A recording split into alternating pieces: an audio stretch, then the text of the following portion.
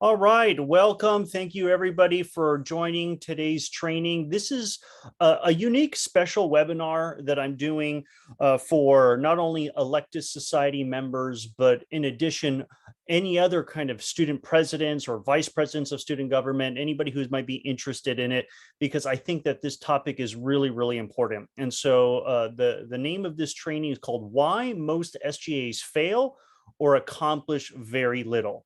So let me jump into, for those of you who, most of the people who are in Electus Society know who I am, know my bio. For some of you who may not know me, again, I was president of student government in my college many, many years ago. We're talking 03, 04. I had a lot of great accomplishments in student government that I received two outstanding leadership awards from the State University of New York. I went to Queens College.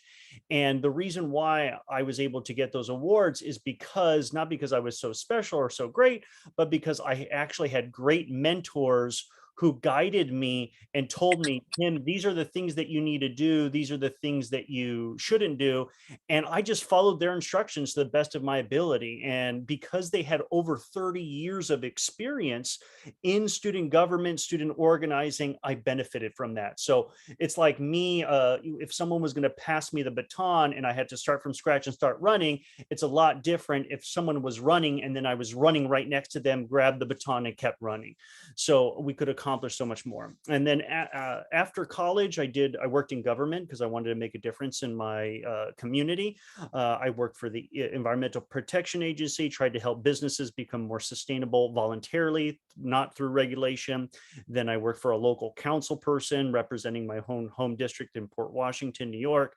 But all during that time, I would travel back to my college and train the other student leaders because I just really had a passion for leadership development. And so at that time, I was ready for a change. I started working for the National Society of Leadership and Success. The founder was Gary Turek. He was a mentor of mine. And I started a chapter at my school. And so he said, Tim, you're a great student president. Why don't you help me grow the organization? And that's exactly what I did. I joined the team. I wore many different hats. I was the broadcast producer. So all these pictures that you see are some of the famous people, celebrities, best-selling authors, leadership speakers that I got to meet with, interact with, interview. And then I ran various departments at the company, whether it was sales or account management, managed over 40 employees, over 600 interns. And now I'm currently the president of Duffy Leadership Incorporated, which is my coaching, executive coaching business. And I do training and professional development for organizations, schools, and companies. And then I created Electus Society.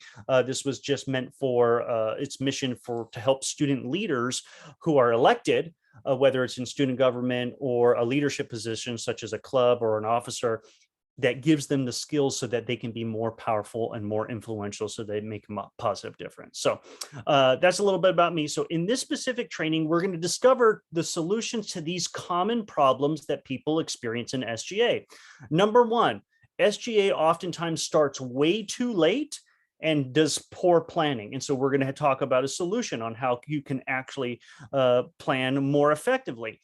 Number two is there's no unifying vision. Some people want to work on this issue and other people want to work on this issue. So how do you actually deal that and have a unifying vision? So I'm going to share with you effective strategies to achieve that. And then the third problem is low expectations and accountability. How many times in student government have you asked people to do something where they constantly drop the ball, and then what ends up happening is like the president or the leaders there's only a few members of SGA and they end up doing everything, and the other people just add a position to their resume but they really don't do much. So how can we actually correct that problem and make sure that they follow through with what they're supposed to do and don't mess up? And then the next thing is wasting time scheduled meetings. I can't tell you how many student governments, even organizations I've mentored, how much time they spent. Hey, are you free? Are you available for this meeting or this meeting? What about this time? So many texts back and forth, so many emails. Imagine if all that was taken away. And so we'll talk about that, as well as other technologies you can use. And then lack of adequate training. We'll show you what next level training looks like. And then because I'm all about training, I want to share with you all the biggest mistakes I made during my SGA trainings. And at the end, I have a promotion. If you want for your student government to have a free Zoom training for me, I'd be happy to do so, just as a way of giving back. And then also, if you complete this post-assessment and you give your feedback on this training, I'm going to give you a free gift. So I'll tell you all about that. So as I mentioned, if you have any questions, because we have several student leaders on the Zoom webinar, please raise your hand. I like to have your comments. I want to feel free to interrupt me, because what you're going through, your experience might be what other students are experiencing, so that it can really benefit. So the first problem is for student governments is they start way too late and poor planning. So how many months are there in a given year? 12. So what do you do within all those 12 months? Well, I've spoken with a lot of different student governments. Many times they get elected, let's just say in April. And then what happens in May? Graduation, we're heading over to summer. And a lot might not happen. People will say, I'm going to go to summer school, I'm going to be traveling. And so right when people are at their peak of excitement of just getting elected, it's bye, talk to you later. And then if you're lucky, June passes, July passes, hopefully you might even do some maybe social events, try to connect with them, whatever. But then for most schools, they might connect in August. Now, I would say maybe towards the end of August when school's starting to start up. And if you're lucky, you may have some kind of student government retreat, leadership retreat to train all the student governments on what they need to know. So now it's September, and now you're planning all your events and everything like that. Then you got October, November, and that's it. And then when December rolls around, now you got finals, and people are going to go on for winter break. Winter breaks continues into January. And so then you'll find out that February, March, and April are crazy, crazy months with so many events going on, because by all the time that you've planned in September, October, November, that's when you really start doing a lot more stuff in February, March, and April. People start doing stuff because, hey, I have a budget, I have to use it, or I'm going to lose it. All these different things. Now, what happens instead of using this calendar, right, where we're only doing 6 months of actual work, if you could actually use all 12? And so I'm going to give you what my mentors told me as soon as I got elected, and this was their advice, and this is what they told me how to actually plan. So here's the timeline, and here's how to effectively plan. They said, Tim, you don't have 1 year. I know you've been elected and you think that you have one entire academic year to be president. You do not. All right. All you have is the summer and the fall. That's it. So what are you supposed to do during the summer? All right, you got 3 months, June, July, and August. You got to train all your new SGA members that they know everything that they need to know, so you can hit the ground running and accomplish what you need to do. The second thing that you need to be doing is you need to be building relationships with your SGA. Remember how I said they're most excited and engaged right when they get elected, and now they're ready to do something instead of taking off for summer break. Why don't you build a relationship with them? Why don't you do activities together? Also, just because you're off for summer, some people may have summer school, your administrators on your campus, they're on campus. So now is a great time to meet with them, to talk with them, to help have great conversations, to help them get on your side, to help lobby and advocate for different issues that you may have. And then the third thing that you should be doing is planning and executing on your vision and your goals. And we're going to talk about how you do that. So then we were saying, okay, that's the summer. Well, what happens in the fall? The fall is, again, more of you executing your vision and your goals. You're planning events, you're doing stuff in September, October, and November. And then winter break and finals are happening in December. And so that's a time where it's you as the leadership of the organization can help use to plan, right? Plan whatever you need to happen for that next spring semester. So now you may asking, okay, Tim, you planned out the fall and the summer. If I only have 1 year, what the heck do we do in the spring semester? Well, I'll tell you, you have to pretend when planning out your year as if the spring doesn't exist. That's what they told me, you know, and why?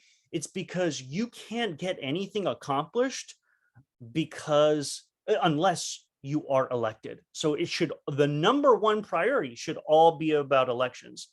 So again, right before we jumped on this call, you know, Sam, who's the president, was basically talking about now they just got elected and they're using this time to maybe recruit some people. Well, guess what? It's already June.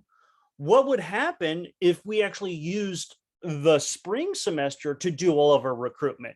We already know people in SGA may be graduating at the end of the semester or in May. Now's your time. Recruit new people, train new people, whoever you're going to have in that position. The second thing is all about election training. I wish I could do a whole separate training right now just on how to run effective elections. Are the my mentors who guided me and taught me all these things, again, they were a political party that was in power for over 30 years. Can you imagine a student government political party winning elections for 30 years in a row? And it's just so incredible to think about. And the reason why is because they had a formula. They had this timeline down packed. So instead of people graduating and then having a new crop come in who have to then recreate the wheel, they were hitting the ground running because they knew how to get elected. They were elected, and then they started executing on their vision and plans. Again, it's still more time for you to plan out your vision. Even though we talked about summer would be a time to do some planning, you could also do visioning and planning in the spring as well. And then as the last on the lowest of priorities of the spring semester would be your events, right? You still have people in student government. They still want to put on events and stuff. That's fine, fine, fine. But you just have to know priorities. Elections comes first because we can't do anything about that. Then in April, the elections themselves, and then graduation. Okay. And again, feel free to unmute yourself if you have any questions or comments about this. And I'll keep going in the meantime. So what's the second problem that students governments have? They have no unifying vision.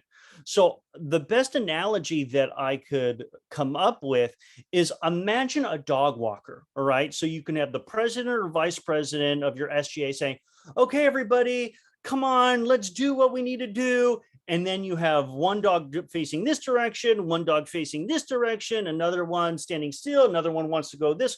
And it's chaos. And you're trying to pull, and look at this person who's trying to pull all the leashes together, and they're all getting tangled up. This is what often happens in student government, right? And it's not even student government. This could be any club or organization or any kind of company or nonprofit. The biggest challenge is how can I get everybody working to the same, towards the same direction, the same vision, the same goals? Well, there is a process, and I'm going to share with you what it is, but I'm also going to talk about another problem in addition to this one. The third problem is low expectations and accountability, right? As soon as people are elected, student government leaders are not trained, in my opinion. I can't speak for all of student governments but they're not trained effectively on management and delegating and working with people, especially if people are not doing what they're supposed to do. Many times these people are your friends, your colleagues. How do I yell at them? Or what ends up happening is you have some expectations of them and they don't meet them. And you're like, well, we're so desperate for people. I can't really fire them. And so you just really tolerate, some people that just don't do anything. So if you have low expectations, guess what happens? You're going to have low performers.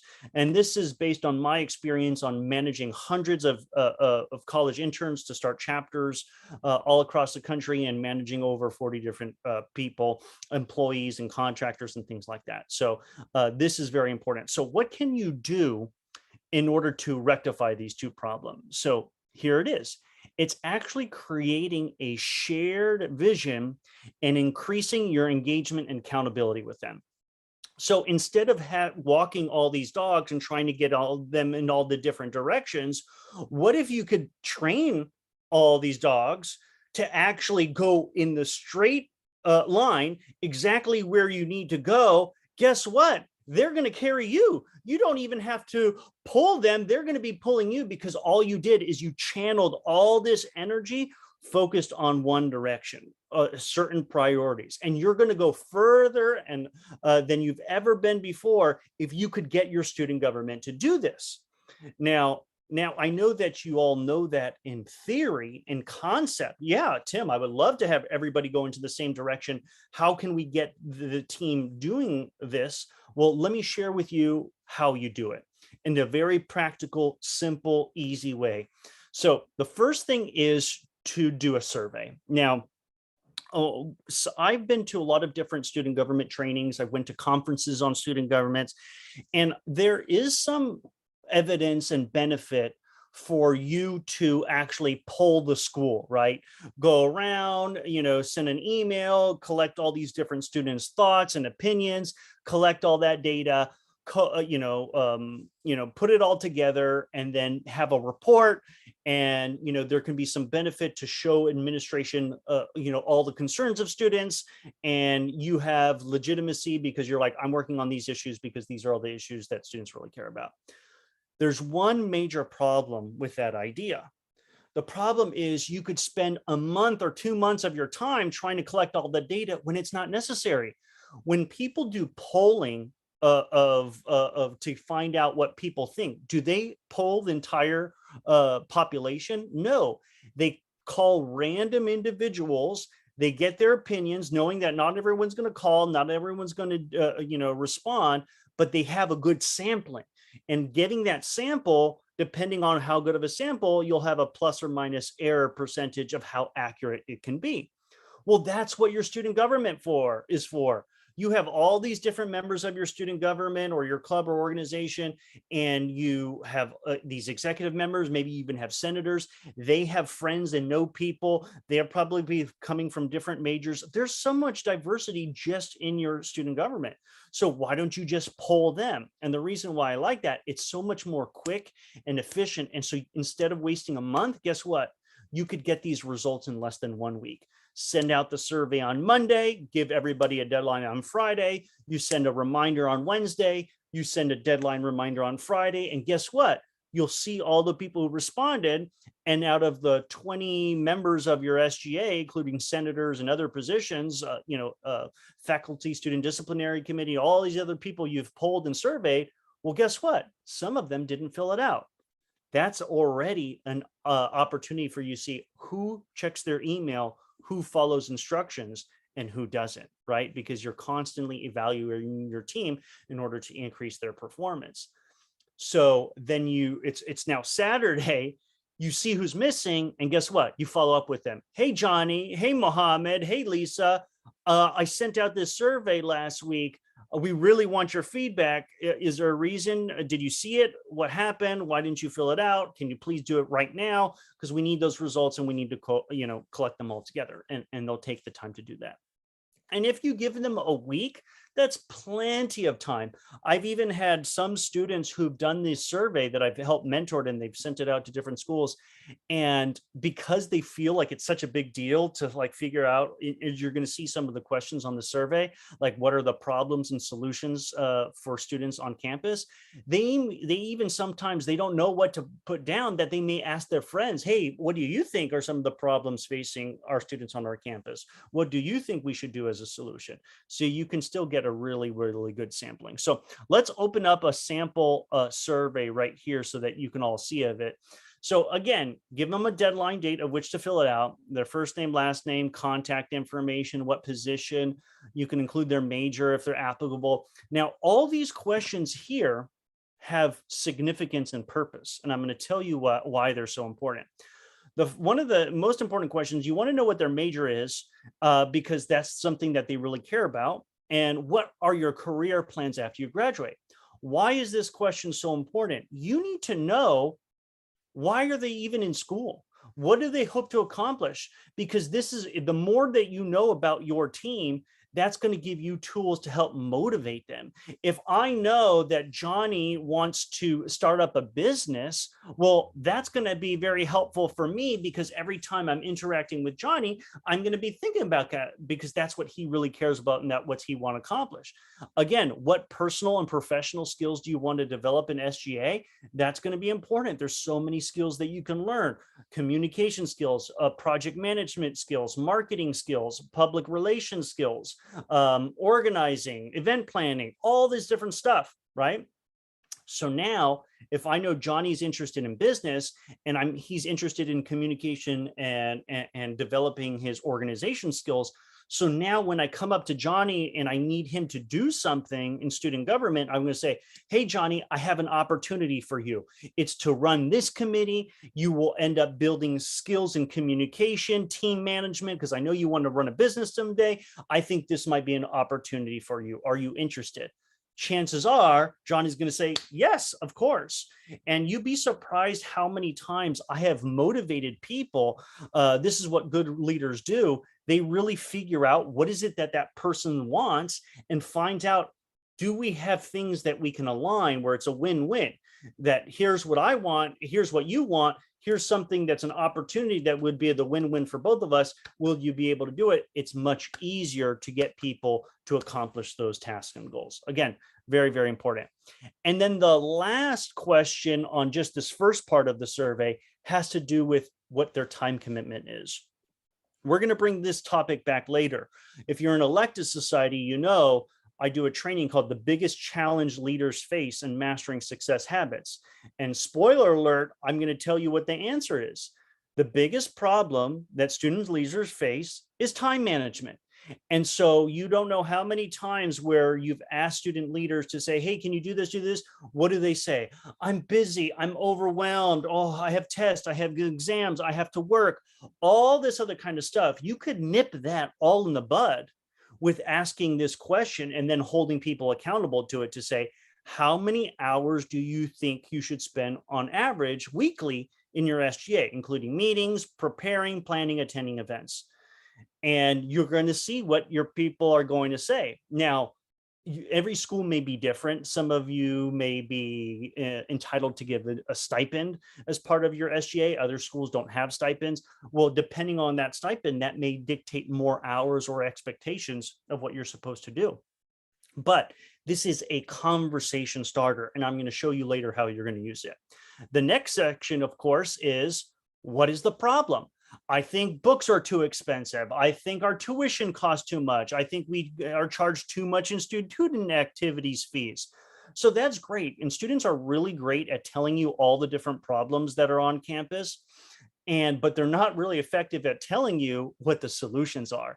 And so again, you as leaders of the organization, and this is what I try to train my employees and all the team I manage, don't come to me with just problems. Come to me with solutions. Because, you know, what I've seen is students can be really good at doing a protest, complaining about what they want and what they don't like. Yeah, that's fine. But I really want you to think about, how are we going to solve this problem? What are the action steps you're going to be taking? And you'll be surprised that people will complain and they won't know what the solution is. All they know is that they'll be able to identify the problem.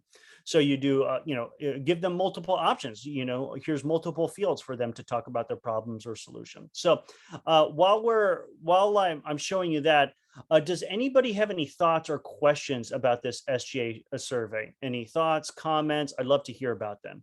Do you like this idea? Have you implemented it before? Who would like to share?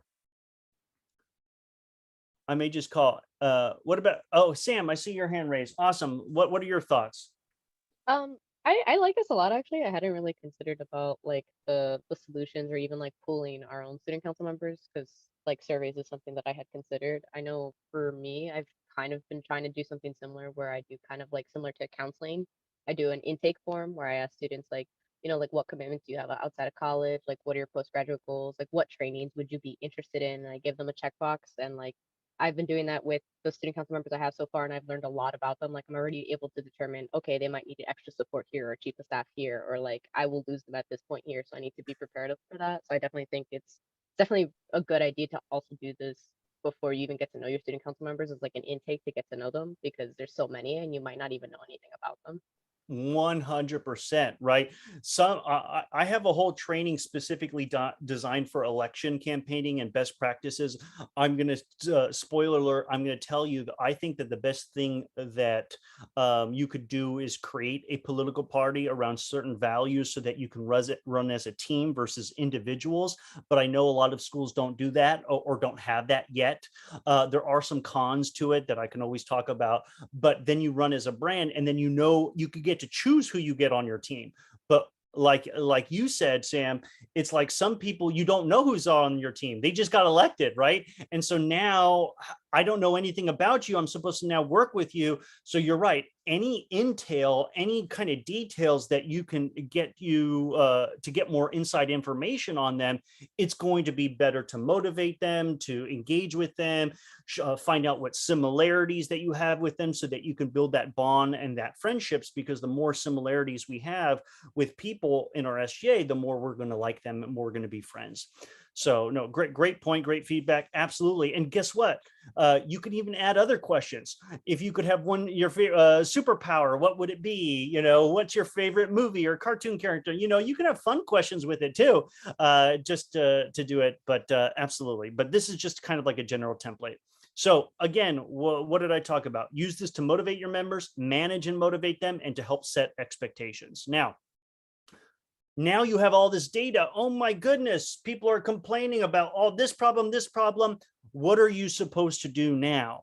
I call it do the SSQ. Okay, summarize the data, sort the data, and quantify the data. So what do I mean by that? So when you're going to start reading through all these different problems, students are going to write like a paragraph. Well, I think that the food in the cafeteria sucks and all this other kind of stuff. Okay, how could I ingest all this information into keywords, maximum 2 to 4? So you might say, okay, food problems, right? Solution, we need new type of food vendors or whatever it may be. And so you start going through all this and summarizing it. And then you're going to sort it, and then you're going to count all of them, how many of them are similar. And so you're going to use this data so that you could say, well, if like you have 20 people in your SGA and 5 people keep talking about the same problem, then it's something that's really people care about. So I'm going to give you an example of where we did this. I was mentoring a school, Lehman College. And so this was a sample of the type of responses that they got. And so I hit all their contact information and stuff like that, but they wrote down what their professional skills, how many hours they could commit to, or what they believe. What was the problem and solution for number one? So what I would do is I worked with the student president to copy this and then paste it. So right here, and then I would go to column 2, copy, and then paste it underneath down here. And so I'd paste all of it, delete any kind of headings and stuff like that. Then I would summarize it with the person. Okay, so someone here said students not having the necessary funds to pay tuition. So I say categories that topic as affordability of tuition, right? And then another one wrote lack of mental health facilities. So I wrote mental health, right? Another one was students don't know where to go when they have issues. Okay, to me, that might be access to resources or communication. It could be a whole bunch of different things. And you do that the same thing with the solution and the problem, right? If they have mental health, this person's like, let's create peer mentor program. Okay, just write down peer mentors. So then what you do then is now you need to sort it. So you basically highlight it here and you go to the, Google Forms has this sort button, this filtering button, and then you sort it alphabetically, and then you start to review these and see if you have any patterns. And so I started to read them. Okay, access to resources, okay, one was talking about nursing student resources, the other one was talking about tutoring, but the more you can kind of group these together, the better. One said there was not enough soap in the bathrooms. And again, engagement is going to be a common thing that student government wants to work on. Why is that? It's because you were trained by people in student life, student activities. What is their job and their role is student engagement. They want students to attend events. So oftentimes there's always going to be almost like an indoctrination of saying, this is the most important issue, increased engagement, increased student involvement. You're already the students that are most involved, how we can get more students involved. I just want you to understand that that exists. There's nothing wrong with that, but the reason I'm going to mention a little disclaimer is because a lot of student governments want to just put on events. Hey, I have a budget. Let's show some value. Let's do some cool things. But you know what? Student government might be a lot more than just putting on events. Events are an effective tool to do something. But again, the whole purpose of this survey is to learn a lot more about your students and the problems that they're facing. So engagement was a problem, lack of healthy food. Now, here's one of the things that I started to realize. People said, okay, affordability of tuition, lack of scholarships. And I'm like, wait a minute, scholarships, tuition, that's all the same thing about tuition. So then you could actually change these because you're trying to match them together. So we put tuition, tuition, tuition, and then you sorted them all and you started counting them all up. So based on counting all of these, right, the SSQ, now let's quantify. 5 students basically said that there was access to resources was a big problem. And again, in a whole bunch of different areas. Tuition was a problem. Engagement was a problem. We got 4 responsive for that. Mental health 2, stipends 2. So this was the survey data. Now, what I want to go back to, this actually takes a lot of time and effort to clean all this up, to collect all this data, et cetera, et cetera. So let's go back to the presentation. So what did the president of the student government do? Well, they did a presentation to the entire student government, and I was there and I was helping to mentor him. And so what was so important about this is the president was outlining all the survey data, and when he was reviewing it, guess what? This is part of the engagement process that I was sharing with you all about. If you just basically polled everybody and say, hey, here's the problems that everyone's facing. Okay, here are the solutions we're going to work on. That's not enough engagement, even though you surveyed and you polled them. What you want them to do is you want to bring them along for the ride of the process. And so when you're doing this presentation, you're sharing to them, hey, this is a lot of themes that you all said. One of the biggest one was there was not enough access to resources. People said that we needed more food for the food pantry, immigration stuff and counseling, scholarships, technology, parking, students with disabilities, jobs after your graduation. So these were all the things. Now, guess what the student president did? He says, okay, who has any thoughts? Who has any comments about these? So guess what? People raised their hand and they said, yes, I'm in the nursing program. I think that I don't have counseling. I think it's not right. And then this other student says, yes, I think that the bathrooms are disgusting, whatever it is. And maybe some students say, hey, there's another resource that you haven't mentioned on this list. Well, what about career services or alumni? I think that's a big resource that we need access to. So then the student president could say, okay, very good point. Let's add that to the list. So now engagement is asking people questions to give their feedback. That's it. And so now they feel that they're working towards a common goal or purpose. And it was also great because I could be there, because when students were complaining about different issues, I would say, hey, can I chime in? Listen, I've been mentoring and other different student leaders from across the Northeast, et cetera, actually across the country. Can I give some suggestions and advice? And again, it doesn't have to be me there. You could have your SGA advisor, et cetera, et cetera. But this is all part of the education engagement of getting them towards a shared vision. So then the next topic was about expectations, right? About how many hours you're going to contribute. So the president led by example. It says, okay, now I asked all of you, how much time do you want to dedicate on a weekly basis to your SGA? And I'm going to let you know that I selected as your president, in this case, the president, or if you're a vice president, whoever's leading this presentation, you'd say, we wrote down a minimum 10 hours a week. Why? It's because we are the leaders of the organization. We believe we have to put in our time and effort, and there's so much that needs to be done. And we think that's what's expected. That may be not what we're expecting of you. If you can do that, great. But we expect you to do at minimum 5 to 7 hours a week. Now, some people will say, okay, that's kind of reasonable. Other people might scoff or roll their eyes. It's all about your expectations and what you say. Now, now's your opportunity to say, okay, what does everyone think? Is that reasonable? Some students might say, no, I think that's way too much time. I have to work. We have part-time jobs. Other people might say, listen, we get paid a stipend. We should be doing a lot more than this.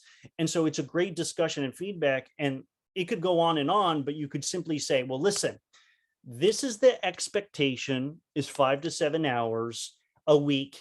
And if you can't do that, speak to me afterwards, or speak with the SGA advisor or whomever, so we can work with you and figure out what your expectations are. And then who knows, they could have a child, a sick parent, they're in student government, they have a job. So it's like, wow, they may be so overwhelmed. So you can actually have a one-on-one with them and figure out, is SGA still right for you? If you do want to be part of SGA, how much time can you dedicate? And so at least there's a conversation and kind of expectation. So, but this ends all these other kind of issues. And guess what? You can actually go one step further, which I'm a big advocate for. I'm also a big advocate for coming up with a one-page agreement for all your SGA members. Now, it should be something very simple. I'm not talking about a 3 or 5 page agreement of this is everything that you need to do. It's very clear expectations. Number one, you're committing to fulfill the role that you're doing in, and whatever those duties are.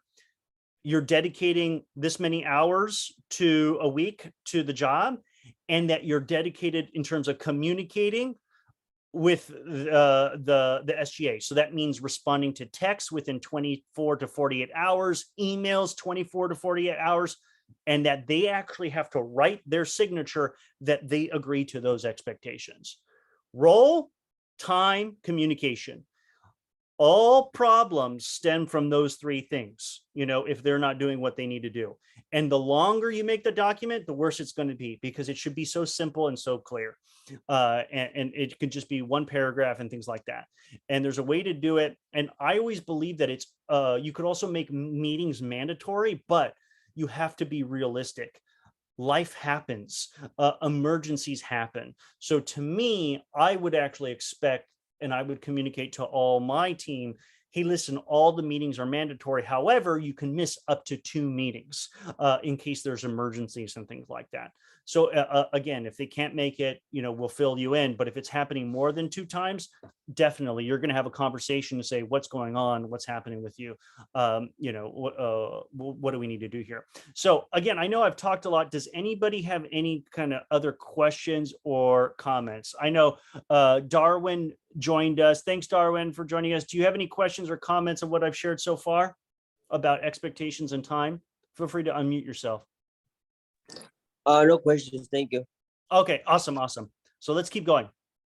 So now the president showed all the data, had great conversations, got engagement from all their SGA, and then they said, okay, great feedback, everybody. I'm going to now work with the executive team. I'm going to work with their advisor. We're going to come up with solutions of different goals that we're going to use to tackle these problems. We're going to come back to you and come up with realistic goals and action steps that we can take. So again, I was a mentor to the president, so I helped guide him on some of these goals.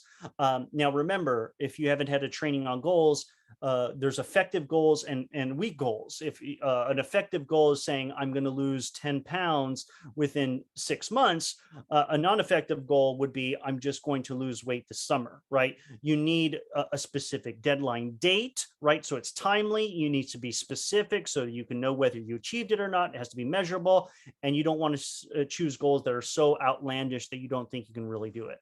Then you actually have to do action steps. What are the stuff that's going to help you achieve those goals? Now, for most people in student government, there's only a certain handful of things that you can do. You can do action steps that are going to be short-term, done in 1 to 3 months, or you can work on campaigns that might take a lot longer. For example, in my school, one of the big problems that we faced was food service, right? We weren't happy with the food service. There was so many different complaints.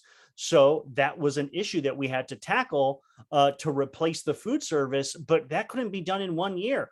First, we had to give opportunities for the food service to step up. We had to get the contracts. We had to see what the agreements were. We had to set up a committee. There was all these different things that we needed to happen. Once we made a decision, we needed a food service. Guess what? We needed to, put a request for proposals for different food service companies to apply for them. And guess what? We got too zealous. We are like, we want you to do this, and we want you to give this, that. And we made the document so comprehensive of give me, what we want, that we stopped to not think about what food service companies really want, which is to make money and not spend too much money, that nobody actually applied for our request for proposals. So they had to go back to the drawing board over again, dumb things down. But again, that was way after I was president, but I had a certain amount of accomplishments, but it wasn't until the second or third year that we eventually replaced that food service vendor. So it doesn't mean you can't work on big issues. It just takes a lot longer. So what are the things that you can really do? You can meet with administration, you can meet with politicians, you can lobby, you can put on events, you can do webinars, info sessions, you can table to talk directly to students, you can flyer, you can go into classrooms. And because you're in student government, guess what? You have a budget. So you have money you've collected through student activity fees, etc. You can use that money for something, whatever those resources might be. So that's what you could do. So in this case, we created it. We did a PowerPoint together. And so now it's like, okay, now go and here's my feedback. And then the student president says, okay, now I'm going to get feedback from my SGA advisor. And these are the goals that I want to have. And the advisor gave back some feedback on the goals. Why don't you tweak this? This is a little similar to what we're already doing here. Why don't you focus on these areas? Great, great. And that president could either accept it, reject it, or counter offer with some of the suggestions from their advisor. So guess what? Now they had a complete presentation. And now this was the sample presentation that the student president did for their student government, called a meeting together. Hey, everybody, we've taken all those problems. Okay, let's talk about the 5 priorities that we're going to be working on this year. So number 1, let's improve access to resources. So by May 2022, we're going to get 5,000 students, again, very specific, and they were going to measure how many students that they got resources for, either through our virtual basic needs center or other departments. And so then he broke down what are the subcategories. So it's like resources to food. We're going to get 700 students to donate food to the food pantry. So again, collecting that measurement of how many people have donated, all that stuff shows that you're operating at another level of efficiency and professionalism when it comes to student government. Because these are the things that you're going to do in your jobs or your careers after you graduate. Do you have these skills? What have you done? What have you accomplished? How did you measure that? Whether you're successful? Are you going to be happy if only 2 students, you put out a box for a food pantry and you only had 2 members of SGA donate food? Are you going to say, hey, yes, we did a food drive and we collected food from a food pantry? It's like, no, you got to measure what you're trying to accomplish. And so that's what they did. And then another thing was to improve tuition affordability. He set a goal that they wanted 1,000 students to apply for scholarships or fellowships or get other funding to help afford their educational studies. So they actually put that together. Okay, 1,000 students apply for different grants and scholarships, and they were going to measure that. So you can see how many students actually take the time to survey students, engage them with the process, get feedback to adjust it, then do a presentation to show them the goals, and then get more feedback to say, hey guys, what do you think about this? Do you like it? Should we change it? Give me your feedback. But guess what? Now, once you've done all those steps, now it's executing our plan. Now we just got to deliver these things. Now there's different ways in which you can manage it. You could assign people. Hey, Jessica, I know that you really care about this issue of scholarships. Can I hold you accountable to make sure that we accomplish this goal? So maybe set up a committee, or we'll do events. You can report it on every weekly meeting or whatever we're having, how we're tracking towards that goal. Do you accept that? Can you do that? Again, the moment that you give somebody that responsibility, the more likely that task is going to be completed or that goal is going to be achieved. And I'm going to tell you a little side story. So the president did this, and at one time, it was during the summer, and he was following all my suggestions and feedback. And I said, now is a great time for you to meet with all the administrators, because this is the summer. This is what you should be doing. And I said that there's specific questions that you need to ask your different administrators. You want to get to know them, know a little bit about them. You want to know what are their goals, what are their visions and what are their priorities, because you want to know what they care about, right? How else can you work with them if you don't know what they want and what they care about? And then see what you can do within your role as student government, if your goals align, how you can help them. And so the student president did that, and he met with the provost, and they had a great conversation, and he was asking the provost, what do you want? What goals, do you have? And he answered all those questions. And then the provost asked him, okay, well, enough about me. What about you? Why don't you tell me what your goals are and what you're trying to achieve? And the president says, oh, well, do you have a minute? Because this was via Zoom call, or I don't know if he was a Zoom call or he had his laptop. It's like, can I show you my PowerPoint presentation? And the provost is like, okay, sure. And he whipped out the presentation and he shared the whole presentation. And guess what? The provost was amazed. He had never seen a student president in a long time be so organized, so efficient, so clear with their vision and goals, and have a whole presentation with it, that number one, he says, I think this is beautiful. I think this is fantastic. I think this is so professional. And I think that, you're going to accomplish so much in your career if you keep this up and what you're doing. And if there's anything that I can do to help you, let me know regarding these issues. So again, that's somebody who he ended up getting an endorsement letter from, or a presentation. So again, if you bring up your game and you rise to that challenge, you don't know what's possible, and the kind of respect that you can actually earn from doing this. So let's go into the next problem. Wasting time schedule meetings. I get so sick and tired. I have no patience for this anymore. For how many times I'll be working with the school and say, Tim, we would love for you to do a training for us. I'm like, sure. Okay. When are your meetings? Oh, we don't have any meetings scheduled. I have to reach out. Let me text all the executive board members some dates. Can you tell me when you're available? And then I'll ask everybody. And so all this busy work about scheduling meeting is a complete waste of time. Now, there are technologies that you can use. A very popular one when my day was Doodle. Doodle was what we used to help schedule meetings. You probably already know other tools and resources. If you all use Gmail or something like that, you can share calendars and stuff. I also like whentomeet.com. Everybody puts in their name, email, and it will highlight your whole schedule, and then it will find everything that matches so that you can schedule a meeting. But it is a big problem. It is a big waste of time. So here is my recommendation. And this is going to sound very cruel, but it will save you so much time and you can get so much more done. Have regular scheduled meetings all year long at the same time, same place. And so, for example, at my school, what we did is a lot of the faculty, student disciplinary, Senate committees, and all that stuff happen on Thursday evenings.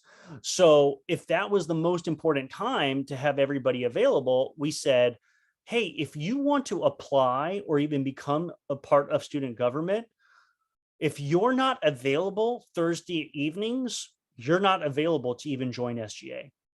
Straight up. Now that's going to sound kind of harsh, but do you know it saved so many headaches of trying to coordinate schedules and figure everything out? And you might say, well, Tim, what if we actually find, we have a great SGA leader, and they want to run, but they're not available at that time. What would you tell them? What would you say to them? You'd say, hey, listen, we'd love for you to be part of the SGA.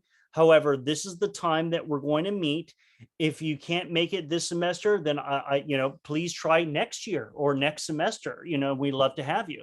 And you just make this hard, fast rule for yourself, and you remove all the different headaches and time inefficiencies. Now, if you have a new SGA and you haven't set up the precedent for that, you basically set up that calendar. You do this once and you say, hey, everybody, I just want to let you know, we're going to have weekly meetings. It's going to be based on all of our calendars. It's this time, and I don't care if it's via Zoom or in person or whatever it is. I know other people care about that stuff. But I believe in having very efficient meetings. Now, there was always a question that I got from students. Well, Tim, should we have weekly meetings? Should we have bi-weekly meetings? And I'm going to give you my honest opinion. and especially all year long. What about during summer and winter breaks and stuff like that? My suggestion is to have weekly meetings. Okay. You'll be surprised. A lifetime happens within 1 week. And so if you try to use weekly meetings and 2 weeks have happened, do you know, like, there's so much stuff that could have happened in 2 weeks that you didn't even were informed about. Now, I really believe in respecting people's time and not wasting it, so much so that if you are having a weekly meeting and you have nothing else to talk about, then you cancel the meeting. There's nothing wrong with that. There's nothing better than getting a notification. Great news, this weekly meeting is canceled. Good luck studying for your midterms or finals. Yay. All right, let's do it. You'd be very happy. But meetings should be very short, efficient, and then afterwards, after the meetings are over and you get all your agendas done, then you can actually hang out, eat food, whatever it may be. So, and then when it comes to the summer, again, my expectation for presidents and vice presidents might be a little higher. Again, I think that as an executive team, you can meet much frequently with your advisor, maybe once a week or etc. But with all your SGA members during the summer, depends upon how active and involved you want it. But I would say at minimum that as a whole complete SGA, that you're meeting up once a month, having a social activity, one meeting, do it via Zoom. And for those who can't make it, that they're traveling overseas, you record it and that you send it to them so that they watch the recording, right? Because some people have crazy schedules during the summer. But the more that you prep your people, the more you actually hack those expectations, the better it's going to be. Remember what I said before, it's people rise to the level of your expectations. So if you set high expectations, people may not meet those expectations, but they're going to come a lot closer to it than if you put your expectations down here and then they're going to struggle to meet that. So better to rise it and have them fail a little bit, but at least you kind of push them. And so it's already the summer right now. So if you haven't done this for your SGA, it might be a little bit more difficult, but it's something for you to set up and start pushing to get ahead of it. So the next topic is training. So I think this is really important. So the problem with a lot of SGAs, and this could be any club or organization, it's a lack of adequate training. So guess what happens when you don't have enough training? You get knocked out, all right? So if we want to use the analogy of boxing. So we would like to prevent that from happening. We would like you to actually win the fight, accomplish a lot. So what can you do as a solution is there's training and then there's next level training. So which one do you think I'm an advocate for? Next level training. So if you look at an analogy, regular training in boxing might be, okay, you need to start boxing, hitting a punching bag, developing your strength, your muscles to increase your strength. This is how you hit. This is how you stand. Okay, go. But that's a lot different than next level training, where you actually have a professional who actually is dedicating the time to say, okay, fight me, do this, block this. And now the stakes are so much higher, right? You have somebody swinging at you. You have to actually, hit in the right locations. Who do you think is going to become a better fighter? The person on the left or the right? And it doesn't mean that the left on the typical training is not important. It is. But if you want to win championships, win awards, make a difference for the students at your college, really have a legacy, then it's time we all raise the standards on the next level of training for our leaders. So let me share with you what the typical SGA training I have seen. Now, if some of you already have this, great. Some of you may have only portions of this, which is still better than nothing. Some of you have a lot more than this. Okay, but let me share with you what I kind of see as general trends. When you get into student government, you have some kind of training to know about what student government is, if you're going to be part of a role, what is your position, what your duties are. That's just expected. You can't just join and not know what you're supposed to do is that job. That could be 15 minutes, 30 minutes, or whatever it might be. Sometimes they just hand you a constitution or bylaws and they say, okay, read them. This is important for you to know. And then they may not cover it ever again. Then, of course, a lot of student government's a lot about event planning. So you might have some training from student life to say, okay, this is how you have a plan, an event. Here's a monthly calendar. You choose a date of when you want to have an event. Here's where you do some advertisements. You create a flyer. You basically post it on social media. You send out reminders. You get some food, whatever it may be. Here's how to plan an event. Okay, got it. Very helpful. Robert's rules. Again, my opinion is that any training I did with Robert rules was overkill because sometimes people need a training for a half an hour, like, hey, we're going to use Robert's rules, so we need to know all the procedures of Robert's rules. It's like, no, you're not like official government in Congress or things like that. You just need to have an agenda. If something needs to be voted on, you want to make sure people's voices get heard. I think that Robert's rules training can be very simplified in 15 to 20 minutes. You just need to show the students the easy things to get point of order, things like that, motion, second motion, basic fundamental stuff. All this trying to spend all this time learning about all the Robert's rules, when you can interrupt, what you can't interrupt. In the real world, that's not really going to operate. If somebody wants to speak up, they're going to speak up. I've only had to seen this in very, very, very formal meetings. And even then, people break the rules all the time because Robert's rules is so complicated that, they don't even know what they're doing, that they even have to have a parliamentarian to become an expert at it to make sure that you're following the rules right, because people don't know how to do it. So again, that's just my 2 cents and my opinion on it.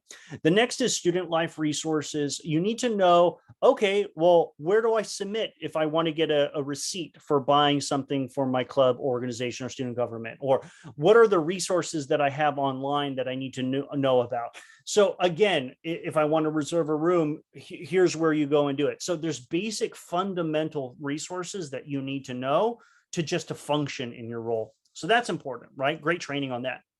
And then the last thing is a leadership retreat. Now, I'm a big fan of leadership retreats. Why? Is because my passion is about leadership development. So I've been to a bunch of them. I've led leadership retreats, and they're usually very warm, fuzzy retreats. You basically have your SGA advisors, student life, dean of students. They basically come, rah, learn about leadership, learn about diversity, respect other people's opinions, different backgrounds, have a vision, maybe know about goals, maybe a little bit about communication. We all communicate differently. It's all meant to kind of like bond, bring people together. Great stuff. Okay. I'm not dogging it. But there's training, and then there's next level training. So let me share with you what I believe is the next level training. So number one, you need to do is do all those trainings and more. Okay. So I showed you with Lehman, you have to do an SGA vision survey and then actually have a meeting to talk about those results and have those discussions. Then you have to have another meeting to actually share your vision once you've gotten feedback from your executive team. Then you actually have to have a calendar expectation meeting, right? So, hey, everybody, here's our calendar. Here's all the expectations. At that point, you can distribute the one-page agreements, have people sign that, so that everyone's on the same page. Again, it's the kind of next level performance. Then comes communication conflict. Now, I do a training called High Performance Communication for Friends, Families, and Foes. Now, I've done all the different personality training assessments. I've done Myers-Briggs, the MBTI, whether you're extrovert, introvert, things like that. I've done True Colors. I have done, north, south, east, west personality assessments. I've done DISC. So those are all helpful. And I did those when I was in college. And if you can do them in anything you can do to learn about yourself, the better. But here's what I did in my high performance communication training, which I think is a little different. Number one, I think that Myers-Briggs is way too complicated. So I don't think anything that's too complicated is not useful, in my opinion. I learned a lot. I was valuable, but I don't believe in using tools that are not efficient work. So I use the big 5 trait of personality, and I use DISC because that's what Fortune 500 companies use. And if all the companies or a majority of the companies out there in the real world are using them, then those are the resources that I want to use. And then lastly, if all of you attended my high performance communication training, you know that I'm a little bitter, but I forgive them, that I was lied to. I was told that all personalities are wonderful, and it doesn't matter what your personality type, everyone can be successful. We all work together as a team. Well, that's not entirely true. What you have to understand is there are certain types of personalities that are more effective and more likely to be successful than others. And if you've seen my training, I'll share with them what you are. People who are dominant and people who are highly conscientious, these are personality traits that are individuals who are more organized, more efficient. And I was the high outgoing extrovert, and I thought, ooh, I can be successful too. No, once I got into the real world, all this outgoing, all this friendliness, yeah, I was liked, but that didn't get me promoted. That didn't get me successful. I made mistakes. So learning that you need to master all these personality traits, I think, is a very important education. And that's why I believe, all student governments should do that. And lastly, a lot of conflict happens in student government. I don't like this president. I don't like this secretary. I don't get along with this person. And you start judging people.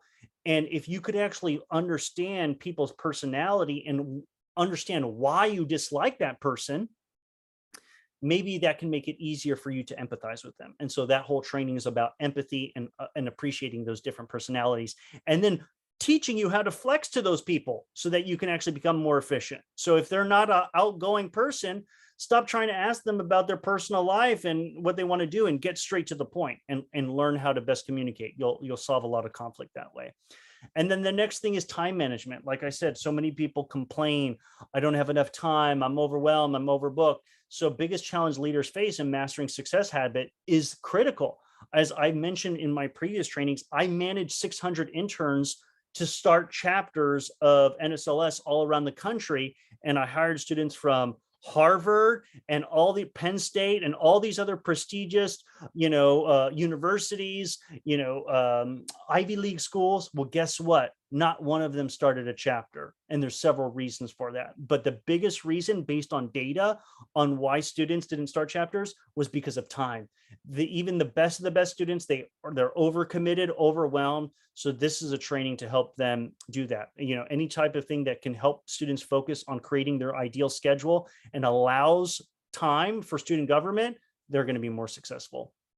And there's more, right? This is the next level training here. Secrets to building active and engaged members and increased event attendees for both virtual and in-person events. So guess what? Even though you had a training about event planning, there are people whose full-time job is to be event planners. Do you think anyone can be an event planner? No, there's a lot of skills that goes into marketing, promoting, getting volunteers to do stuff at the event so that it's successful. So again, all those different things are key skills that need to be taught. The next training is who's who of the decision maker. So you're into student government. You probably know who the student life or student activities director is, maybe the dean of students, vice president of student affairs, maybe the president, but that's about it. You really don't know much other people. Maybe you've heard of the provost, maybe you've met them or seen them. But again, imagine this is for your whole student government. They are representing your entire school.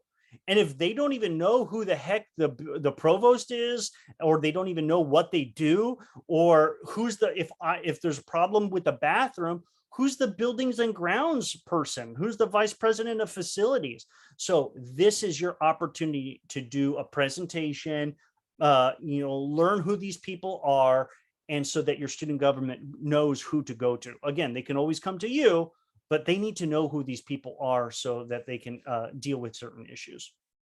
The next thing is lobbying and leadership. So there's a presentation, persuading and influencing people in power. So there's a lot of people who just like to complain, right? Hey, here's a problem. Let's meet with the president of the college, fix this problem. It's not that simple. Okay. The president of the college does a lot of different things. A lot of it's fundraising, right? The other half of it is to making sure that the institution is running successfully. But there is a skill in learning how to influence and persuade. It's one of the reasons why I created Electus Society, because I wanted to teach this. We go a lot more into this in level 2 of Electus Society, of our membership. Right now, we're just, level 1, we've just talked about the basics, but how to say things, how to prepare the arguments, how to prepare the pitches, all that stuff is very, very important. The next thing is management and leadership. So again, leadership is very different from management. Leadership is all about inspiring, motivating, influencing people. Yes, that's great. Managers need to do that. But managers also are meant to hold people accountable to make sure that they achieve their goals. So that means it takes a certain skill to actually hire people, to manage them, and make sure that they perform. Because when you're telling your boss or CEO, my team member is going to do X, Y, Z, you don't just go and let your people, okay, everybody do what they need to do. And then suddenly they fail. And then you say to your boss, hey, my team failed. Sorry. No, that's unacceptable. I've hired you as a manager to make sure that this doesn't happen, right? So that you should have a pulse. You should be able to predict what's going to happen. So how do you, as presidents, vice presidents, maybe even SG members who are part of committees running people or having a team of volunteers, how do you get them to follow through with whatever they said that they were going to do, right? Because you guys know how many times people mess up, forget, all this other kind of stuff. So having a whole training just on that is going to be very important. And then leadership, again, in mentorship, once you learning how to recruit people, how many times people are constantly like, oh, I need to fill positions of the SGA. I never had that problem. Why? Because I used the whole spring semester to recruit a slate of 30 people, and they were solid, right? And then guess what? Then in the spring, we're recruiting people for the next year. So we've already planned ahead. And so in that spring, what are we going to do? We're going to be training the next people. So now's the time we're going to recruit. We're going to train them on how to do our job so that when we graduate or move out, they're going to hit the ground running, right? And so that's a whole process. That's a whole skill that we don't have time to go into, but that's a whole separate training.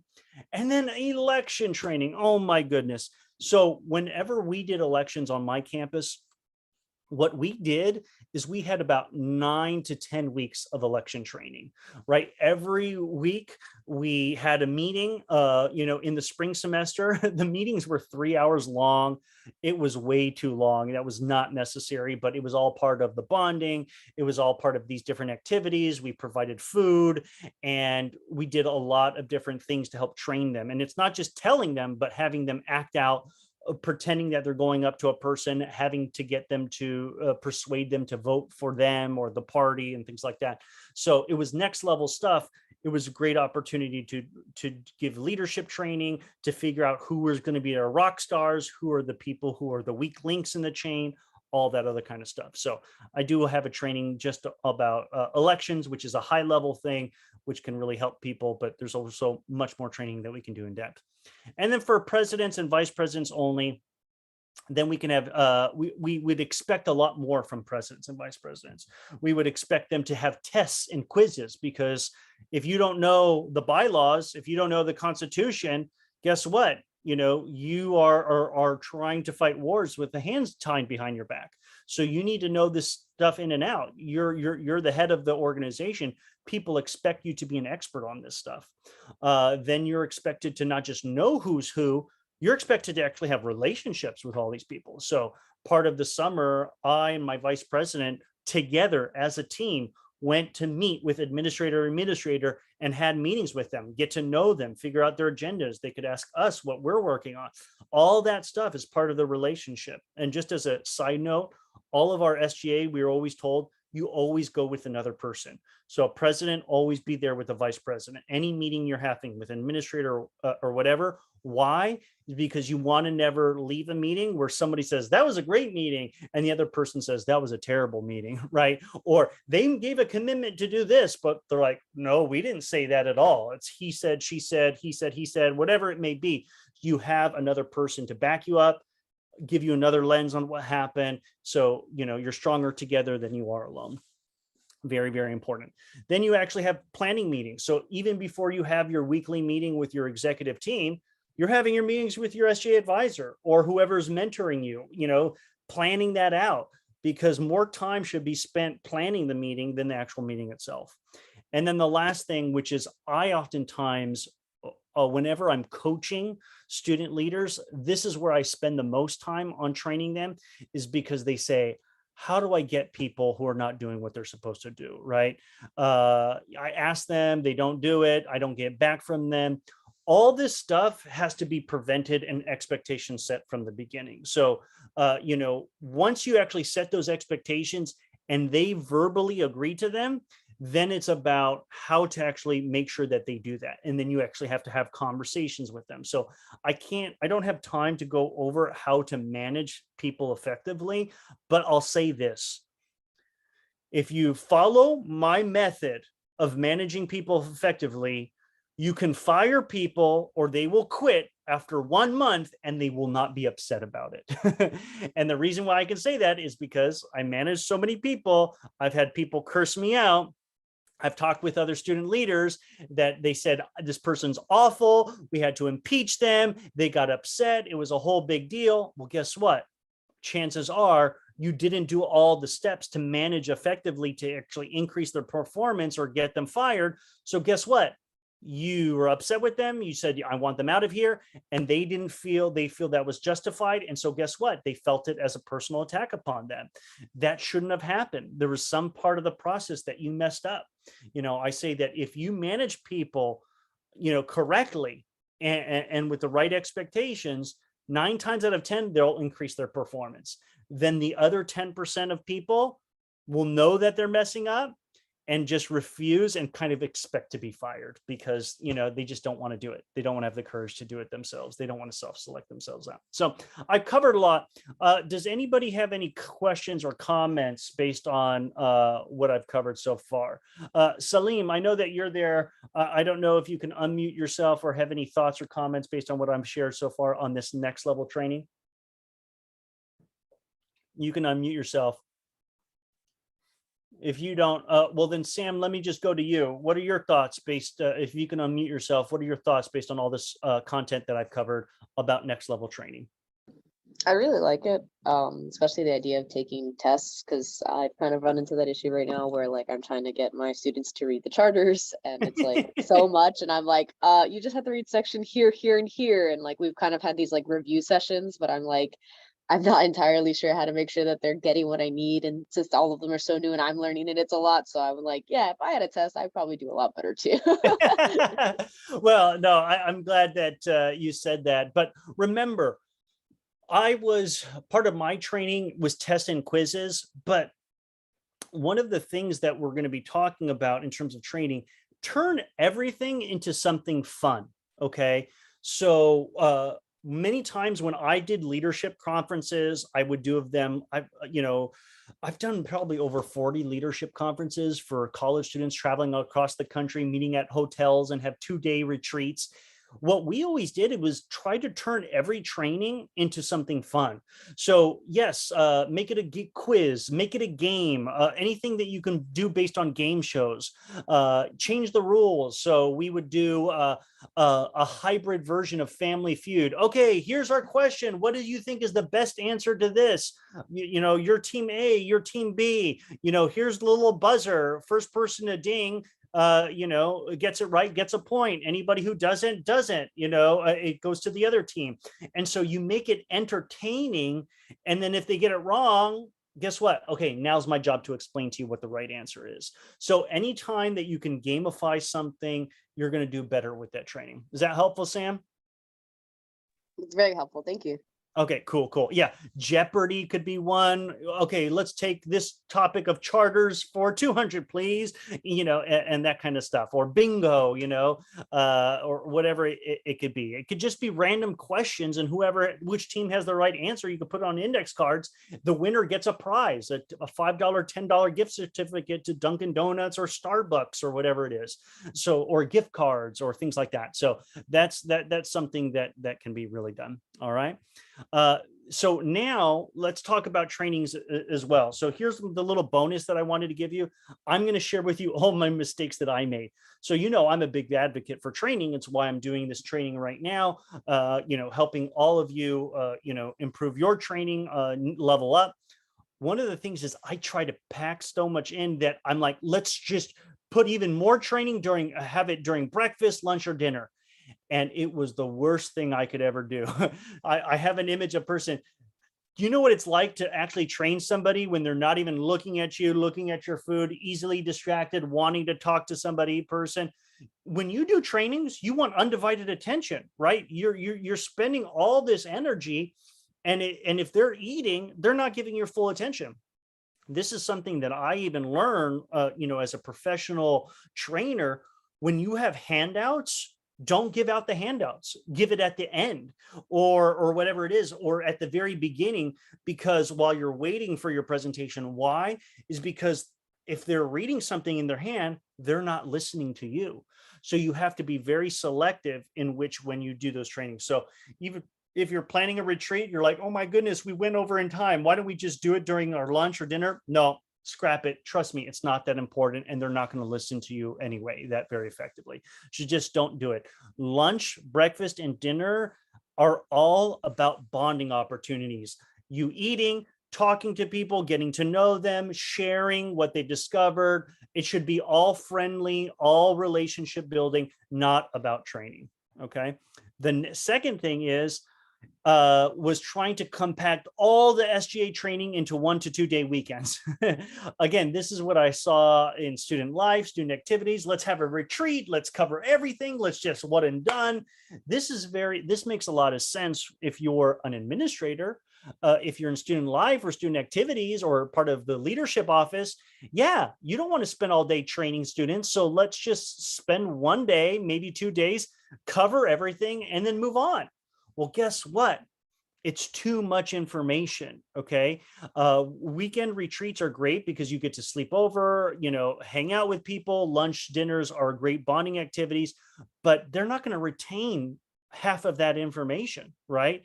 They'll maybe retain 20%. So can you imagine 2 days of training and only students walking away with 20% of what you taught them? It's almost like too much. So that's why I think that trainings should be spaced out. Summers are a great time to do trainings. You do one a week.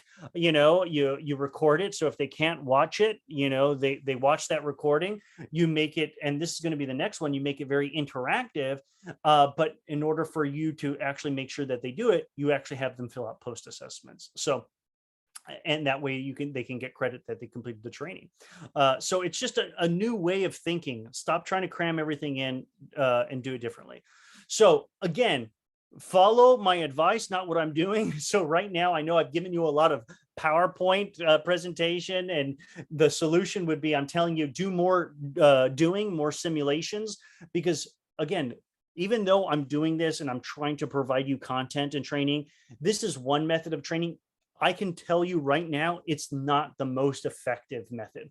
I am kind of doing what that other person did. I'm kind of giving you a hose fill, but I rather you guys are smart. You guys are more advanced than just the typical student. So you guys can handle this level of training, especially if you're elective society members, but if I were to do a training, I wouldn't just do a training about delegation and management. I might just tell you those are very important concepts. I would actually take a half an hour to say, all right, let's have a scenario. Why don't you practice delegating back to me? Think of them more as workshops. If you're trying to teach students how to recruit other students, for example, you don't just say, here's the PowerPoint, here's the template of what you can email students, this is what you say to them. You actually say, okay, this is a template. Now I want you to write your own version in your own words. Let's give you 2 to 3 minutes to do that right now. Okay, now I want you to partner up with somebody sitting next to you, and I want you to practice out loud and see what they say, and then give each other feedback, right? And say, what did they do very well? What could they improve? This is what's going to increase the retention much more of what they're going to learn. And that's what you really care about. So let's summarize what we talked about. The biggest problem that students face in SGA is they start way too late and they have poor planning. So what do? You have to have a new timeline and strategically have effective planning. How do you do that? You lie to yourself. You don't have 1 year, you have the summer and the fall, and that's it, because the spring semester is all about training, recruiting, and elections. You have the problem of no unifying vision. Then what you do is you do this SGA shared vision survey. You get all the feedback, you create your priorities, and you engage them all part of the process and say, is everybody on board? Everybody on board? They say you at the wedding, is there anybody who objects to this marriage? Speak now or forever hold your peace. That's kind of what those engagement meetings are all about the problems and what your vision is, because you've collected feedback, you've done it. Now people can say, hey, I think we should work on this. Well, you can do that on your own, but we're doing this together because this is what we're going to accomplish more together than we would alone. Low expectations and accountability. You have to deal with people with communication, right? Again, we didn't talk much about that, but I think I shared with you, that 1-page agreement, and we can talk about that. If you need support on that, reach out to me. But getting back within 24 hours, 48 hours on emails and text messages is 100% an expectation. Dedicating 5 to 7 hours is minimum of what they should dedicate, maybe even more if they're getting stipends for it, right? But having that clear and having everybody agree to that is more important, because here's the thing that I want to share with all of you. I've managed people a lot. And do you know how many times people have selective listening? Or they're like eels. They say yes. Okay, are you going to do that? Yes.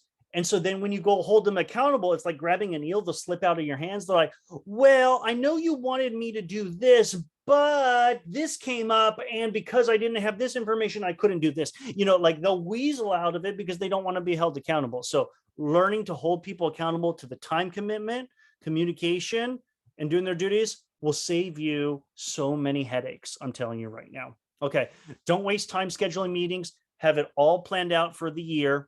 Like I said, weekly meetings, because a lifetime can happen in 2 weeks, and it's just way too long to have those meetings. And if you don't have anything to talk about, cancel the meeting, right?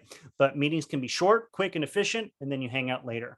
Problem number 5, they lack adequate training. So it's time for you to level up to the next level of training. So if you want your team to accomplish amazing things, then think about like the military, right? Why do they send in the Navy SEALs, the Green Berets, to get the job done? And that they oftentimes always do. Why? Is because they train the most. They're ready for every type of engagement, every type of problem, and land, sea, they're just so expecting on what's going to happen that when it happens, you don't even need to counsel or guide them. They know what to do. And your SGA should be the same way. And avoid the mistakes that I made during my SGA trainings. Eating. So here's the solution: eat after the training, spread out training over the time to increase your attention. Summer is a great time to do trainings, and do more doing exercises, games like we talked about, Sam, which would be helpful, and simulations. So again, I just wanted to share with you, if your student government is interested in a free training, this is one that I highly recommend. I'd be happy to do it. Again, organizations could end up paying me, companies, $3,000 to do a training for their company or organization on high performance communication, and you have me do one for free. Happy to do it for your campus, for your school. The reason why I do that is several reasons. One is because I want to give back the way my mentors gave back to me. And number 2, it's an opportunity for, if they really like the training and they love it and they want more, then guess what? I'll collect a survey feedback. And if you want to bring me back and have some budget, and I'll work with whatever budget that you guys have, and depending on my availability, I can come back and do some more trainings, because this is what I love to do. I'm very passionate about it. So if you haven't done my high performance communication for friends, families, and foes, again, learn how your preferred communication style, your strengths and weaknesses, how to style flex to everybody, right? Discover why you dislike certain people. Chances are they have the opposite communication style as you. And what most trainings don't do is how to actually increase your performance, right? Which behavioral tendencies or personality types are the most successful people. And this data is shown even in corporations and things like that. Then, as promised, I was going to give you all a gift for anybody who's watching this training. So I've been working on this document for, I would say, about 3 years, from when was it, 2012 to 2015. Again, I've had a vision of elective society for a long time. And while I was working on my full-time jobs, I would only do parts and pieces. So what I did is I actually interviewed a bunch of different student leaders, and I actually also interviewed my mentors. And these are people called, I call them Titans of the City University of New York. These were people who mentored me when I was a student government president. People had 30 years of experience. And what ended up happening is I just did 1 to 2 hour interviews of them, asking them questions about student leadership, success, what to do, how to do it, how to deal with students, how to deal with administrators. And I got all their advice, and then I had those recorded, and I had them transcribed. So I actually had those, the transcript of all those interviews in this manual. Now, again, I haven't professionally edited it, or I haven't hired somebody to do it, but one of the things that they teach you in success principles is perfection is the enemy of the good. So it's never going to be perfect. So I always thought, why don't I just start giving students the value now? There might be some typos, some grammar mistakes. Please don't mind it so much. But if there's some content in there that you could all learn and read the history of what people did and how to achieve it, then I think, that would be beneficial. So all you do is, when you fill out this post assessment, I'll put the link in the chat. You go to the end and you submit, then the thank you message will have a Google Docs link that's a view only link that you can click on, and you can download it and you can read it at your leisure. Okay. So that's pretty much it. So at this point, I'll take any questions that you might have. And just remember, any questions that you have, chances are maybe other student leaders have those same questions. So please don't be shy. And thanks so much for the training. What do you guys got for me? Thanks. I have a question. Okay, go ahead, Elizabeth. And also, Sam, thanks for the claps. I appreciate it. Go ahead. So, the school that I attend is filled with non-traditional students who Yes. are mostly parents and people working, and we're also not the traditional age. Yep. Of most college students. Yep.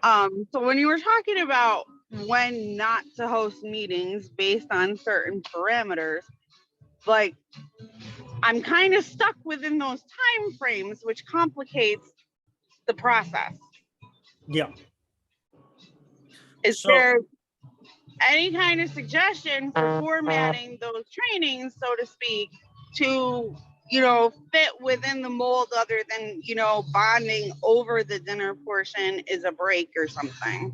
Okay. So no, I totally understand. Now, do you have a specific question, or you want me to give you my feedback on that and what to do? Well, I mean, I have a training scheduled for next week for all the incoming elected students that are not have never been involved in student government, or have extremely limited policy experience or even advocacy experience. And that training's on effective meetings and leadership. Okay, got it. So, and then I have two more coming for the summer, one in July and one in August. And I intend to kind of do some kind of a refresher, at least, once a semester, to keep them engaged in updating the training, because it's pointless to do it over the summer and then just blow a 3-day weekend on a retreat. Yeah. If it makes sense. No, it makes perfect sense. So do you have a specific question, or do you want me to give you my comments on that? Well, I mean, I would like for you to give your comments on that, but I guess, the question is how do you effectively build a training around a dinner time when those are the only hours that you really have as an option? Got it. So to me, No, it's a great question, right? Because every schools are different, right? And you're going to have your traditional students that may have more time than your typical non-traditional students. So you have to adjust based on the audience that you have. So I'm assuming if it's a non-traditional audience, they have jobs, they have kids, they have responsibilities. So it's going to be much more difficult to get them all to meet. Now, listen, what we've outlined is the ideal. It doesn't necessarily mean that you have to do that. So, for example, I don't believe you have to have 2-day retreats or 3-day retreats. That may be such a big ask, knowing your population, knowing what you're doing, that may not be worth it. What I've also learned is the power of video education, right? So if I working and doing trainings a lot for adults, here's, if I was going to summarize adult education theory, it's this simple. Adults education, they don't have time to waste on nonsense. If you're teaching them something, you got to smack them over the head and say, how is this going to apply to me?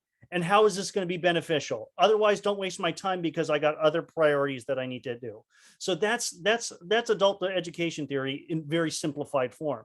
So I believe that knowing your audience is going to be critical. Yeah, do all virtual Zoom trainings, but I would actually do a doodle or when to meet, find out when everybody is available to meet, right? Because again, you don't have the luxury to basically at this point say, hey, if you're not available at this time, you can't be in student government. But what you can do is saying, okay, which are the times that are most going to be available? Knowing that it's an adult population, it's going to be the evenings. You poll people, everybody, are we available at 5 p.m., 6 p.m., 7 p.m., 8 p.m., maybe even 9 p.m., right? That might be too late, right? Let's look at the weekends. Are we going to do, Saturday, 11 a.m., 12 p.m., 1 p.m., 2 p.m., 3 p.m., maybe 6 p.m. on a Saturday, maybe 7 p.m. on a Saturday, who knows, maybe on a Sunday. So you have to kind of poll and see everybody.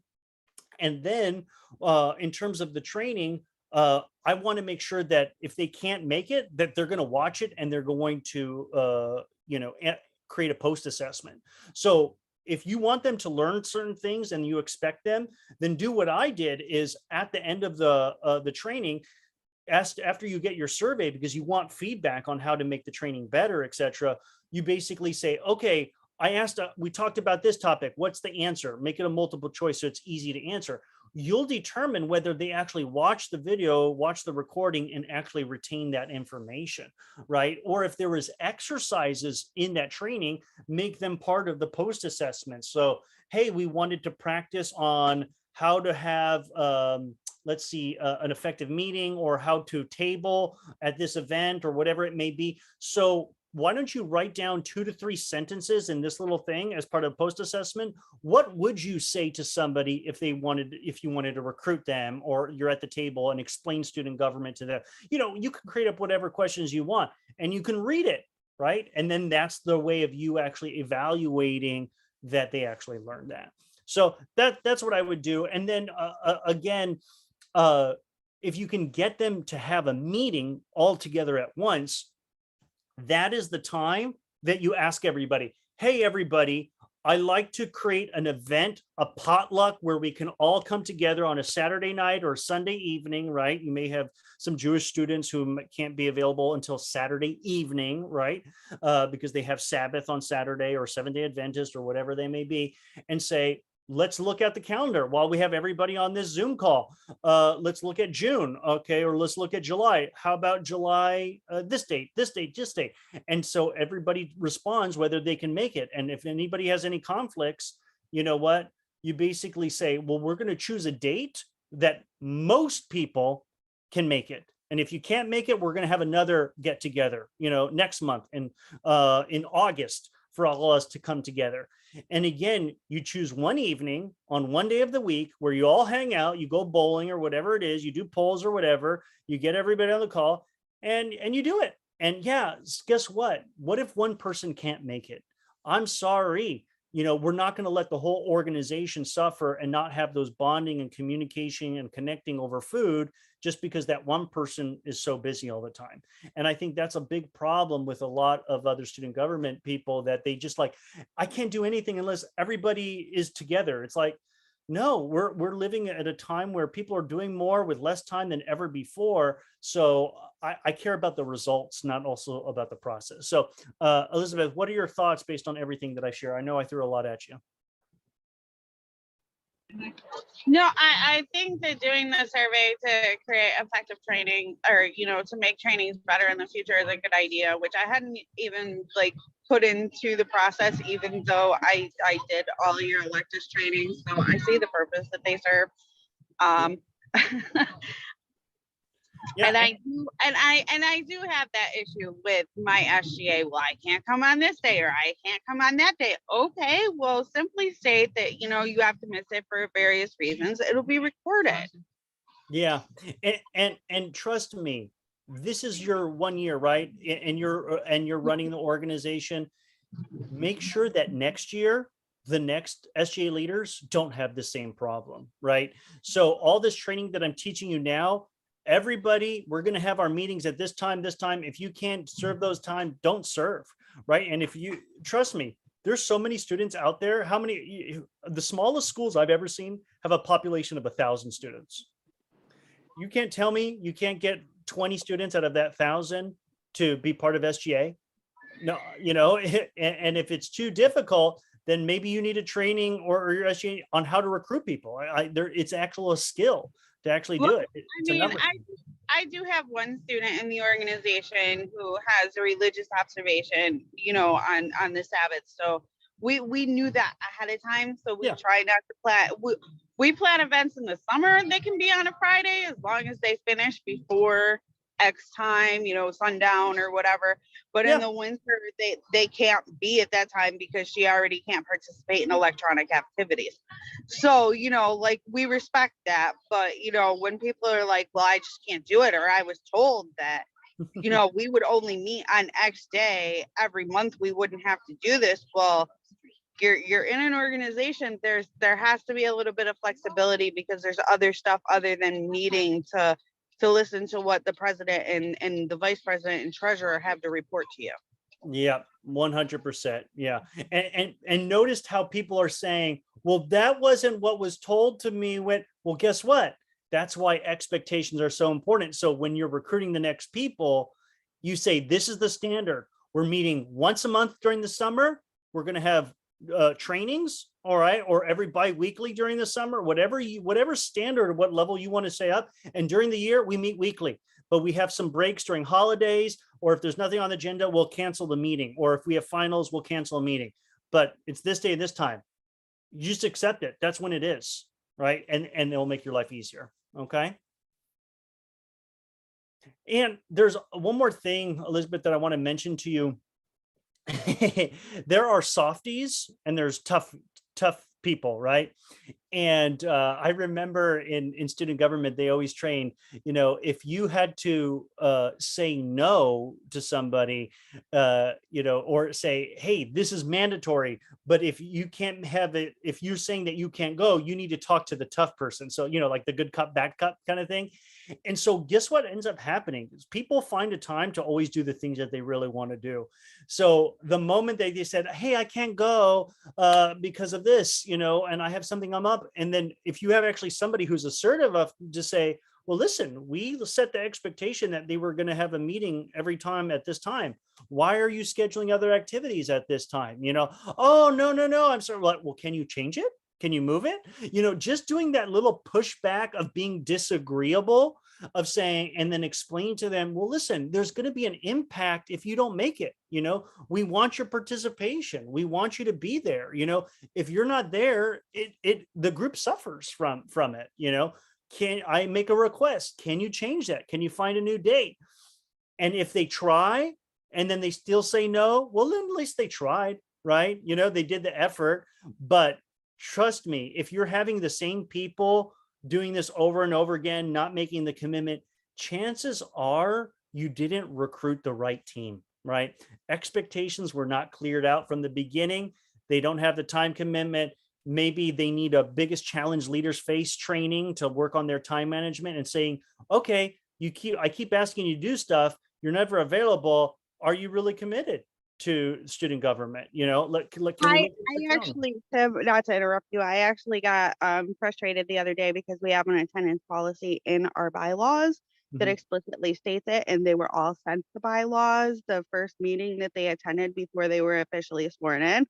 So after I started getting complaints about things when they were already apprised on something, I said, please be advised, these are the attendance policies to the organization. If you can't adhere to them, then I guess that's a choice you have to make.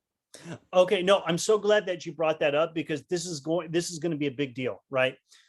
So what ends up happening is what you're talking about, Elizabeth, is what a lot of other student leaders run into the challenge are. There's a difference between two things. One is saying, here's my expectations, here it is in writing, you know, that's what it is. And guess what? If they don't say anything, it's almost as if they've tacitly consented, meaning I didn't say I was going to do this, but I didn't say I'm not going to do it, right? I just listened to you, and by you sending it to me, you as the leader say, well, didn't I outline the expectation? Didn't I both say it? Didn't I both email it? Didn't they also have it? That is very different than actually meeting up with them one-on-one, having a conversation, having expectations, and saying, hey, I just want to have a meeting with you. In order for us to start off this year right, let's talk about expectations. These are the meetings, they're mandatory. You know, do you accept that you will be at all the meetings with the maximum of 2 exceptions for emergencies? Do you agree to that? Yes, I agree to that. Okay, got it. So do you see the difference between tacitly consenting and having them verbally consent? It changes up, because then what ends up happening is then when they mess up, when they screw up, and this goes back to the whole training about management, that's when you, first of all, you want to start off with empathy. They're volunteering from this. Maybe they get a stipend. You know, you can't assume that everyone's messing up and no one cares about you, even though, you know, as SGA leaders, you're the most active and engaged, and your heart's in it to it. And people are not going to rise to your level of expectation. So you have to do it with empathy. So you listen to them, you acknowledge them, you understand them. Then you say, okay, I understand you. This is what your problem is. You're limited with time. I got it. Is that clear? Is there anything else I'm missing? No, that's it. Well, I'm very empathetic. I'm very understanding. Here, let's come up with a solution together. What can you do? What, you know, here's the expectation. Here is why it's so important. I can't tell you how many conversations, how many problems, I should say, could have been resolved just with the conversation. So having them face to face or over the phone and talk about it can make the biggest difference possible. So get people to commit verbally to something. Also use the 1-page agreement. But remember, all of this training that I shared with you was all about engagement. So remember, I could have told you, do the survey, share them the vision, and say, hey, everybody, this is what we're doing. But people are not robots. People have opinions, they have different perspectives. And if you can actually be a more democratic leader and actually have conversations with them, get their feedback, guess what? Even if they don't like the outcome or those expectations, at least you gave them the opportunity to talk it out. Even if you've listened to them, you repeated what they're saying, and you hold that expectations, they will go along. But if you just basically try to lead by emails and text messages and do this, and this is the expectation, you've lost them, because you haven't developed the relationship and influence ability and got their level of commitment. All you got was, they may be hiding behind a camera, screen off Zoom, rolling their eyes. Yeah, right. Every meeting. Yeah, right. Go to this meeting like I'm going to do that. But if you're talking them face to face or having a conversation and getting them to commit, it will make a difference. So what are your thoughts based on what I shared, Elizabeth? And I'm spending time on this because I know other student leaders are having the same problem. Elizabeth, you're still on mute. Okay. Elizabeth, for some reason you're still not off on mute, but I hope that was helpful. Maybe you got tied up for something. All right, let's. It's already 6:47, so I want to kind of wrap up the training. I want to get two final comments. So, Dominique, oh, glad you could join us. Do you have any other comments about the training? I know that you maybe only just saw a portion of it. What did you learn? Anything that you really got out of this training that I'd like to share? I didn't really hear nothing. I came late, so. Basically, the question was how much of the training did you see, and was it beneficial? Did you gain anything from it? Yeah, the beginning, but I missed some of them. Okay, don't worry. I'm going to do a record. Oh, well, this is recorded, so I'll send it out so you can rewatch it. Okay. And then the one for last Thursday, I watched it, but I couldn't do the, how do you call it again? The post assessment? Yes, I Okay. couldn't do it because I didn't see it, the link. No problem. Yeah, the last, I think that last one was a book discussion, so there wasn't really a post assessment for that. But no, I appreciate Dominique. We'll send this one out, and so you'll be able to have it. So, but I'm still glad that you're able to join us. Sam, do you have any other final comments? Thank you so much for your questions and comments. Do you want to close us out with any final thoughts? Oh, this is really helpful. It's really nice to get a different perspective on this kind of stuff, especially because I've been super anxious, especially in this new role. So it definitely opens up some stuff and definitely makes me feel more affirmed in some of the stuff I was trying out, and definitely makes me really excited to kind of gamify a lot of things. I am pretty excited about it, honestly. No, that's really awesome. I really appreciate that. And I'm glad that you're here and that's what this is all about, So if you can actually benefit from this training, then, and do some things different, then that means the world to me. All right. So don't forget to fill out the post assessment. I really want you to see, again, what new actions that you will take as a result of this training differently. That really matters to me, and anything that I could do to make it better or improve it, I'm going to look forward to your feedback. Okay. All right. Have a great day, everybody. And for those who are watching the recording, thank you so much, and talk to you soon. Bye.